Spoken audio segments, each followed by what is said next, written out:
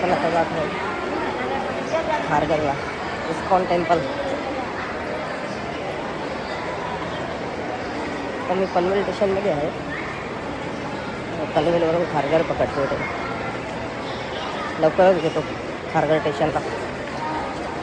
जर तुम्ही लोकांनी येत असाल पनवेल ते खारघर तर 10 ते 15 मिनिटचं अंतर आहे. तर आता मी पनवेलवरून खारघर स्टेशनला पोचलो आहे आणि इथून आता मी एक मित्र येईल त्याच्याबरोबर मग पुढे जाणार. यश तो माझा मित्र आणि 1 तास घालवला फुकट. Kharghar railway station to ISKCON temple फक्त 10 ते 15 मिनिटचंच अंतर आहे इथे पण. आणि हो, इस्कॉन टेम्पलच्या समोर सेंट्रल पार्क सुद्धा आहे, तिथेही तुम्ही जाऊ शकता.